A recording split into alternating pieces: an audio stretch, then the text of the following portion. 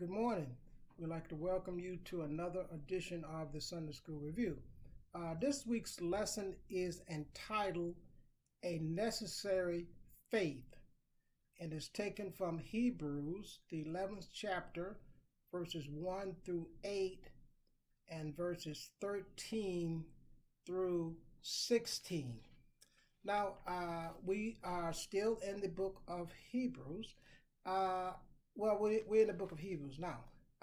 And this letter or sermon is to the Jewish believers. The Jewish believers. This is who this letter or sermon, but it also has general application, and we're going to talk about that at the end, to all believers.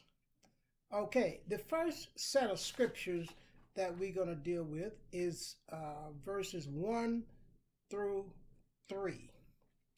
And it says, "Now faith is the substance of things hoped for, the evidence of things not seen.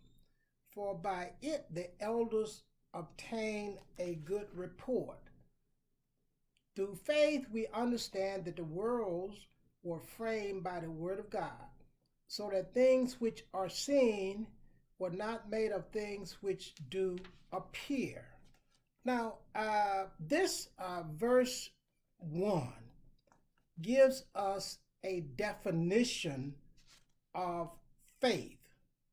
Now, faith that we're going to be dealing with today is merely trusting in God to do the impossible. And so the first 3 verses is going to tell us what faith is and how it works in the life of a believer. Now, the Jewish believers, the Jews, they were intent on obtaining their righteousness through the law. And we said a couple of weeks ago that righteousness through the law did not work. So the Jewish believers are contemplating abandoning their trust and belief in Jesus and going back to relying on Judaism or the law to obtain righteousness. But that's not good. And this is what this lesson is going to tell us. Don't abandon your faith or trust in Jesus, because that is righteousness through Jesus is much superior than righteousness through the law. Also, I told you before a couple of weeks that you cannot obtain righteousness through the works of the law, because no one could keep the law. And we talked about Abraham's righteousness was not because he kept the law, but it was because he believed God. Okay, now so that's our first set of scriptures, is that it gives us an example of faith and how it works in believers' life. Now, let's look at verse 3, which we read. "Through faith we understand that the worlds were framed by the word of God." The worlds were spoken into existence by God. Were spoken into existence by God. So the things that we see was not made of things that we do appear. So God spoke by his word. He spoke the worlds into existence. So now let's go to our second set of scriptures, which is verses 4 through 8, and it's going to give us some examples of faith. And this is oftentimes referred to as the heroes and sheroes. Yes, there are women mentioned, Sarah, Rahab. There are women that are mentioned in the list of heroes of faith. We're not going to cover any today. We're just going to cover a few people that are mentioned. The first one is verse 4. By faith, Abel offered unto God a more excellent sacrifice than Cain, by which he obtained witness that he was righteous, God testifying of his gifts, and by it he being dead yet speaketh. Let's go and read verse 5. By faith, Enoch was translated that he should not see death, and was not found, because God had translated him. For before his translation, he had this testimony, that he pleased God. Now, verse 6. But without faith, it is impossible to please him. For he that cometh to God must believe that he is, and that he is a rewarder of them that diligently seek him. Let's stop right there for a minute. Okay, this verse 6 is like a summation or a summary. It says, without faith, you cannot please God. It's impossible to please him without faith. And the second part of that, for he that cometh to God must believe that he is. You have to believe that God exists, that God is real. Okay? And after believing that God is real, you must believe that his word is true. Okay? And you have to respond to that. So the first thing, you have to believe that God is real. And secondly, you have to believe that his word is true. Okay? Otherwise, you can't please God. If you don't believe God is real, you're not going to please God. Secondly, if you don't believe that his word is true, you can't please God. So you have to meet those two prongs. You first have to believe that God is real, he exists. And secondly, you have to believe that his word is true.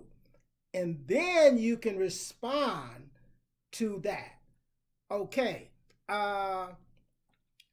So you must believe that he exists. Now, let's go on with verse 7. Lists another hero of faith. By faith, Noah, being warned of God of things not seen of yet, moved with fear, prepared an ark for the saving of his house, by which he condemned the world, and became heir of the righteousness which is by faith. Let's talk about Noah for a second. Now, Noah, it had never rained. The earth at that time was watered by a mist or a dew, but it had never rained. So Noah believed God, and he prepared an ark. Okay, so that's what it says. By faith, he did this. He believed God, and he acted upon that belief, and became the heir of righteousness, which is by faith. Now, let's read the last verse in this set of scriptures, which is verse 8. Gives another hero. By faith, Abraham, when he was called to go into a place which he should after receive for an inheritance, obeyed, and went out, not knowing whither he went. Now, let's talk about Abraham. Okay, Abraham left his home and went to a place that he didn't know anything of. He believed God. And secondly, he was promised a son. He was old. His wife was barren. I believe I think she was barren or well stricken in age, and they both were old. Okay, so they believed God and leaving their home, and he believed God for a son. So by faith, Abraham did this. So Abraham trusted God. Okay. So what we see here is that we see some examples of the heroes of faith. As I said, we stop at verse 8, but if you read on in the intervening verses, it will list other heroes of faith. And as I said, there are also women that are mentioned in the heroes of faith as well. So that the idea, these are examples of those. Let's talk about Abel. Let's go back to Abel. By faith, Abel offered unto God a more excellent sacrifice than his brother Cain. And in a fit of rage, in a jealous rage, Cain killed Abel because God did not accept his sacrifice. Now, here's the thing. It says by faith. The reason here, the primary reason that God did not accept Cain's offering, because it was not given by faith. It was not given in faith. It clearly tells by faith. That was the reason that Cain's sacrifice was not given in faith, whereas Abel's sacrifice was offered in faith, by faith. So faith is the key here. And as I said before in verse 6, which we read, it gives a summation. But without faith, it's impossible to please him. So whereas Cain lacked faith, it was impossible for his sacrifice to be accepted because it was absent faith. For without faith, it's impossible to please him, to please God. And Enoch, which is mentioned in verse 5, by faith, he did not. He was translated. He should not see death. He was translated because God had translated him, but before his translation, he had this testimony that he pleased God. As I said, without faith, it's impossible to please God. Believing that he is and his word is true, and obedience. As we talked about with Abraham. Abraham was obedient to the call. Okay, now let's look at our last set of scriptures, and it starts at verse 13 and takes us through verse 16. And verse 13, these all died in faith, not having received the promise, but having seen them afar off, and were persuaded of them, and embraced them, and confessed that they were strangers and pilgrims on the earth. For they that say such things declare plainly that they seek a country, and truly if they had been mindful of that country from whence they came out, they might have had opportunity to have returned. but now they desire a better country that is an heavenly. Wherefore God is not ashamed to be called their God, for he had prepared for them a city. So now, for example, it said these died in faith, believing. For example, let's talk about Abraham for a second.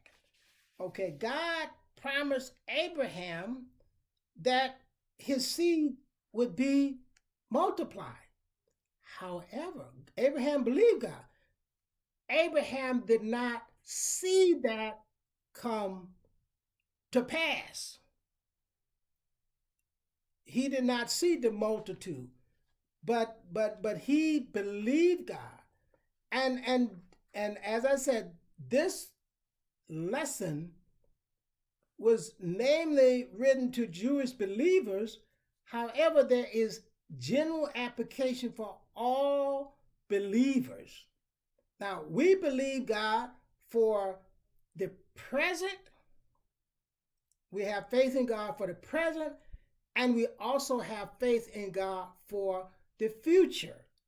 The things that they believed would happen hadn't happened before they died.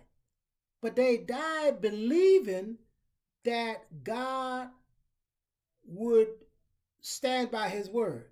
God will keep his promises. That's what we're talking about when they died in the faith. They believed God, even though it had not, many of the things had not came to pass before they died, they still believed.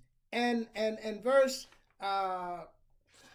16, it says, for now they desire a better country that is heavenly, the New Jerusalem. The idea is that, and this is for believers today, we look for better promises. This scripture talks about